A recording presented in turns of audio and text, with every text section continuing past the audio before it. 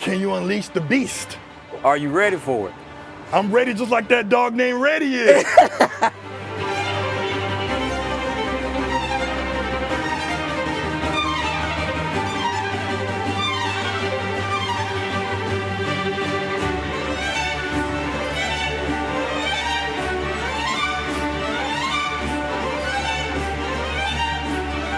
Today is a very special day. We're over here in the city of Lakewood, and guess what? I've seen this guy on TikTok, I've seen him on YouTube, and I'm still amazed on how he gets these dogs to get along in harmony. This guy not only has one dog, not two, not three, not four, but 5 Rottweilers, all males, and guess what? We're gonna find out how he does it today. I'm kind of nervous. Some big dogs. What's going on, Mike? Hey, Gerald, how you doing? You, man. Listen, you know we had to come here and see these 5 boys here now, right? I hear you. What's your first impressions of these dogs? Oh man, they're big as hell. You know, what you see online doesn't give you the full image of how big they are. Look how wide this guy is, and this is really, this is all solid. His head is the size of a basketball. This one right here won't let my feet go. Look at this. Some of them are still mentally immature in the brain, right? And that's the baby, right? Right, Reddy's the baby. So if he acts a fool, who's checking everybody? That would be Rosh. Reddy's dad, Retro, is the one who really checks him, while Rambo is something like the second authoritarian in the chain of command. But Retro, he's the meet with everybody. Everything revolves around him. He's the actual shot caller, as we call it. Because I'm still mesmerized how they're getting along like classmates. I want to see how they interact in their own environment in the backyard. Let's go see them in person while we talk about it. Come on, baby, look at him, look at him, look at him. This is dope right here. Come here. Come here, Rascal. Rascal. Come here, Rascal. So I brought my little co-host today. This is Stephanie. Oh, my wife, yeah, here we go, my bad. She wanted to come check this out too.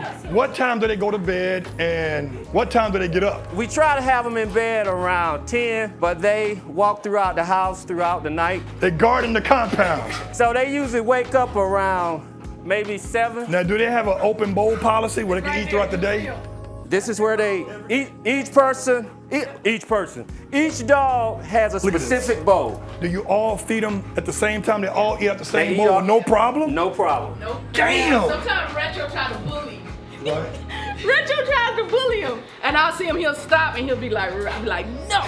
And then he'll go on back to his bowl and make sure, but other than that, they're cool. What are we looking at as far as per month on just kibble alone? On food alone, we spend over $1,000 a month. Because all with love.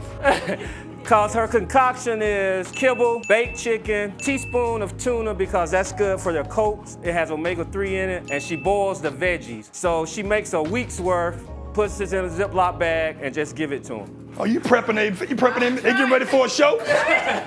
They understand Japanese, English, and a little Spanish.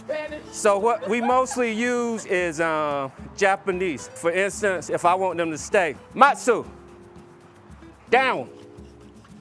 And it's because we didn't want just anyone knowing what we're speaking to him. And Michael was in the Navy, and so he took Japanese while he was in the Navy. I talk French to my dogs. That's the only language. I talk to them in French because of that exact thing. I don't want nobody controlling my animal. Exactly. Everybody knows the common language, down, sit, stay, leave it. Then you can control my dog. This is Rambo. No. Retro. Retro always has the harness. Retro. And he has the biggest head. And biggest, this is floppiest head. That's Rambo. That's Rambo. Rosh. That's Rambo right there. Okay, that's the oldest. Rambo. If you want to follow them, Down. Trust me, on TikTok, like he told me, he said, we got that on lock. Did you say that? Follow him on TikTok, just Rambo Retro. How did it start? Because initially it started as one. You was going to get one, right? Uh-huh. You went to get one dog, but you end up walking away with 2. I had picked Retro. Mariama was holding Retro. Then we seen Rambo come through. He came knocking the other puppies over looking for me. So we put Retro back and kept Rambo. We negotiated and we bought Retro home so that Rambo would have a playmate. Fast forward 6 months, they were in their first dog shows. We took them back to the breeder just so they could see him. Rascal had been born. She told me to hold Rascal. We left with Rascal. Now we on the fourth one, which is Rosh.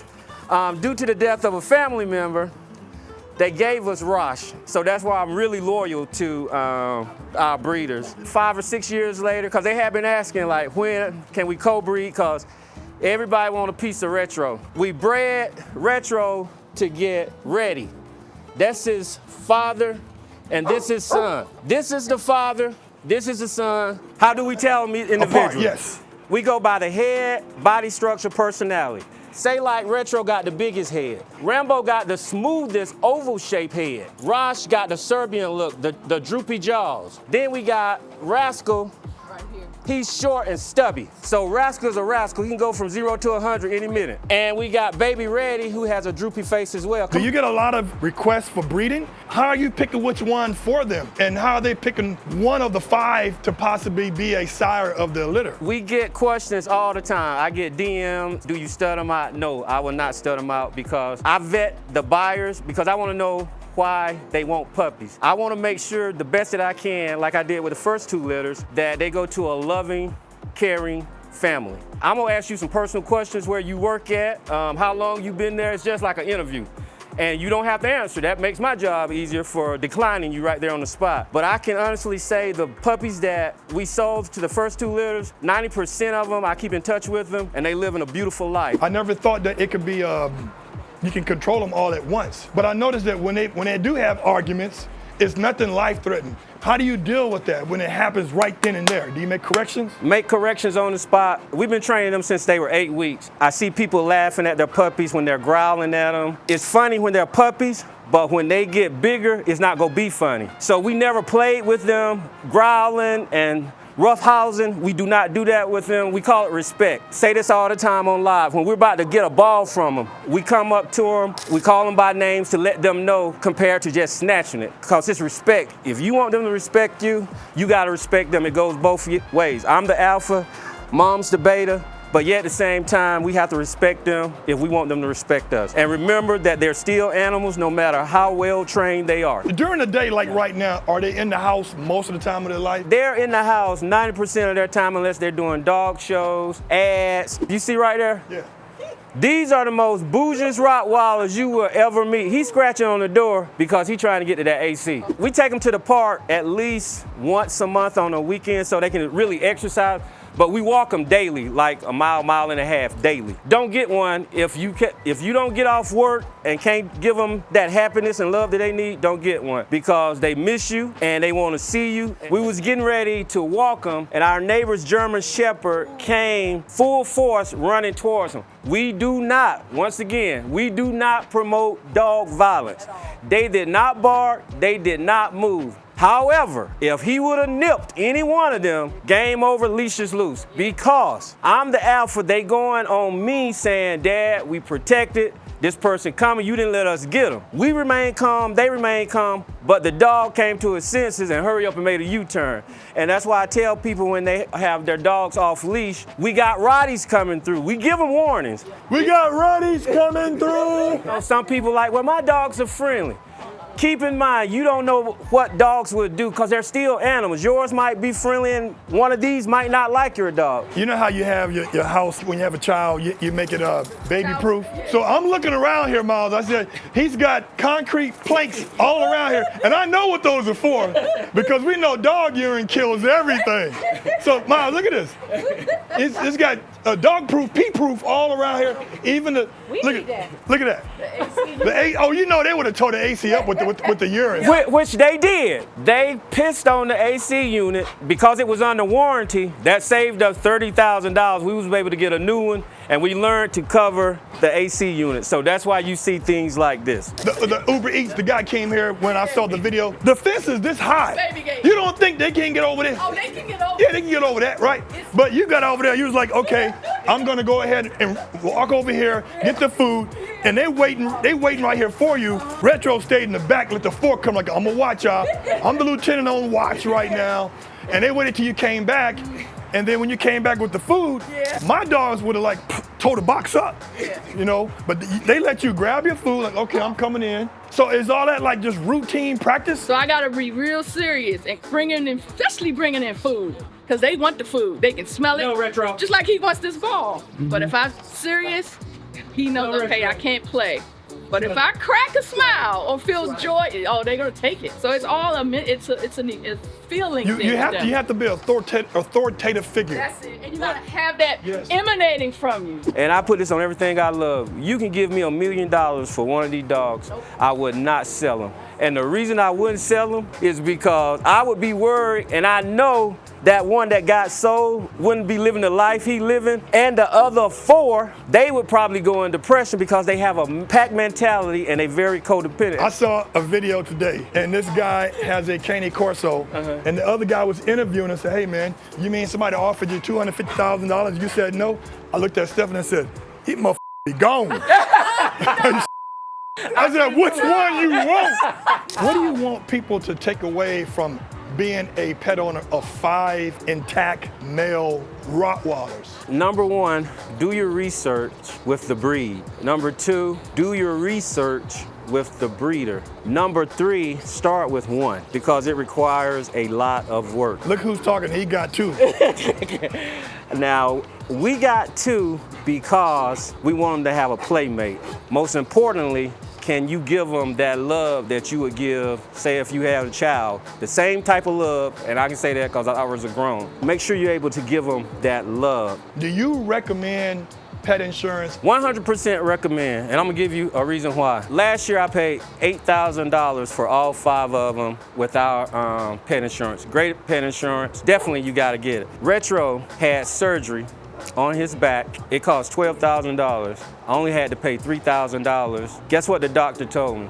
He said we have to put a lot of dogs down because the owners can't afford to pay the insurance. You definitely 100% should get pet insurance because you don't know what's gonna happen. The breeder is Von Bander House, and like I said, I did my research with this breeder. They breed their females only 3 times in a lifetime, and they spay them, and then they give them to a forever home. I treat them all the same. Each one has a personality that I love. If I want somebody to go to 0 to 100, let's get it done, that would be Rascal. If we want to go somewhere and we want to get some attention, that would be all 5, but especially Retro because he got that old big head. And the most athletic one is our boy Ross right here because he loved this ball and he's never going to miss. So each one has a personality, but the one that stays under me the most is Rambo, and he's been like that since a pup. I brought my Roddy, Brutus, the Romanian Roddy. We're gonna go and check him out. Let's go meet Brutus. Alone, not with the 5 boys. So this is my boy Brutus right here. He's 3. He's got a BH, OPA, OPA. I see. Good. Couche. That's great. I see. OPA. Good boy. Awa. Awa. Awa. Awa. Awa. Awa. Awa. Awa. Awa. Awa. Awa. Good boy. So when one do have to be put down, are you going to replace that and always have 5? I'm trying to get a sperm count for all 4. And right now, at this very moment, if one passed, I would hope to have the sperm count from his father, the one that passed, so the legacy could continue. 5, staying at 5. I always had 2 Dobies, and I realized for what I do, 2 ain't enough. These dogs, when they get sick quick. Right. The best ability is availability. Right. So I gotta have dogs available to breed to quality females. More for us is to keep the legacy of the original 5 going as much as we can, and as financially stable as we are, we want to keep that legacy going until we go to our grade. My ex-wife said something to me, and I used to be offended when she said it. This is why we were still legally married, right? He keep it real. Yeah, legally, when we was legally married. She said, your dogs defined you. I used to like, I'm appalled, right? But then I thought about it, I was like, I'll take that. Yeah. I'll take that. You know, I love that. If that's what you're gonna coin me, I take it because They're giving me what I couldn't get from anybody else. Thank you, thank you. This guy has one of the best podcast shows ever, and I say this with humbleness. We don't do this for everybody, but I love what he's doing, and they giving you correct information. Nothing is fidgety. They speaking from the heart, and that's what I respect about him, and that's why I'm doing it. It was a blessing for Michael and his wife to let us see these dominant males. Again, people, if you want to follow them on TikTok, and he's got it on lock, right? We ain't got to go live on TikTok. Rambo Retro. Until next time.